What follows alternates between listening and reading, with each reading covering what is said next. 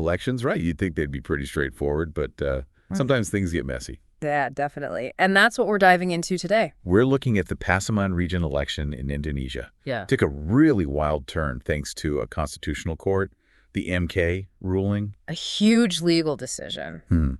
And we're going deep on this one. We've got the ruling straight from the MKRI website.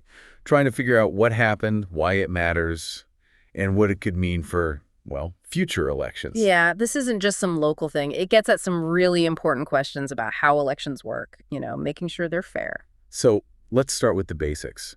Who even brought this case to the court? Okay, so the petitioners were the candidate pair who were running as number 2. Okay. Mara Ondak and Desrizal. They're the ones who filed this whole thing with the MK. And who were they up against? Who were they challenging? So it was the Pasaman Election Commission. They call it the KPU. Right. They were the respondents. And then the other folks involved were the number 1 candidate pair, Weli Suri and Anggit Kurniawan Nasution. So they were considered a related party in this whole case. Okay, so what did the MK actually decide? What was this big bombshell everyone's talking about? So the MK actually agreed with the petitioners, at least in part. Okay.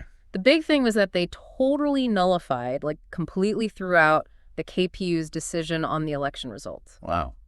But there's a catch. It only applied to the vice regent candidate for pair number 1, Anggit Kurniawan Nasution. Uh-oh. That sounds like somebody got in some trouble. Yeah, he did. The MK disqualified Anggit Kurniawan Nasution.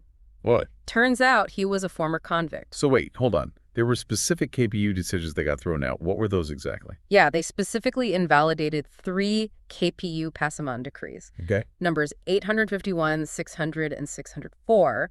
But it's important to note, only as they related to Anggit Kurniawan Nasution's candidacy. Okay, so if this guy's out, what happens to the winning candidate, the other guy on the ticket? So the MK ordered the political party or coalition backing the pair to pick a new vice regent candidate. Okay. But Weli Suri, the regent candidate, he stays. And they keep the number 1 spot on the ballot. That's interesting. And I heard that's not even the end of it. They're going to have to redo the whole thing. You heard right. The MK ordered a whole new election, what they call a Pemungkutan Suara Ulang, or PSU. A whole revote. Yep. Anggit Kurniawan Nasution is off the ballot, and they have 60 days to do it. They'll use the same voter lists from the November 27, 2024 election. Wow. So what was it that tripped this guy up? What was the big problem that the MK found?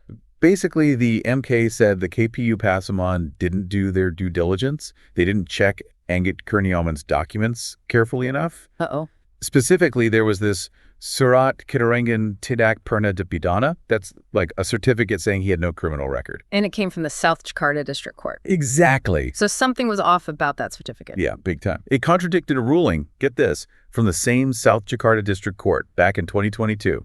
That ruling showed Anggit had actually been convicted of fraud. So, pretty big discrepancy. That's a huge deal. So the KPU can't just say, oh, well, we just took the document they gave us. That's basically what they tried to argue. They said they were just using what was given. But the MK shut that down hard. Good. They said Anggit didn't meet the requirements to be a candidate legally right from the start. So he shouldn't have even been on the ballot.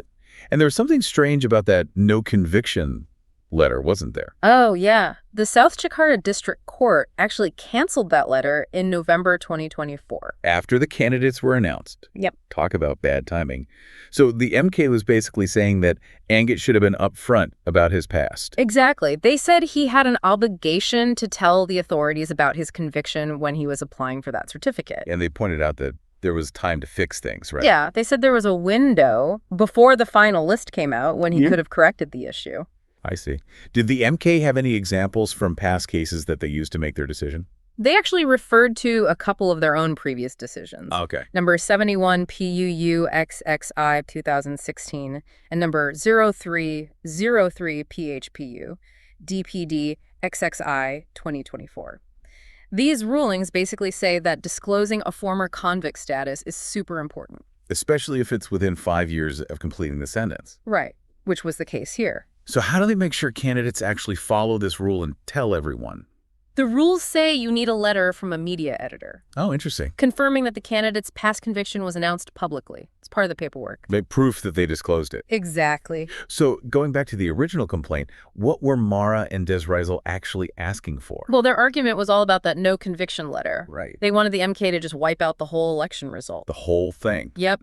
Disqualify Angut, check out all the votes for their pair, the whole shebang. Wow. So to sum this all up, Pasaman's going back to the polls because a vice-regent candidate didn't disclose his past and the people in charge missed it. Yeah, that's a good summary. It's a good reminder that these processes need to be super thorough. It really is. And this case really makes you think about, the balance between giving people a second chance, right? Letting former convicts participate in the system. Yeah. But also making sure the public knows everything they need to know about their candidates. Right. Transparency is important. Huge. So where does the responsibility ultimately lie?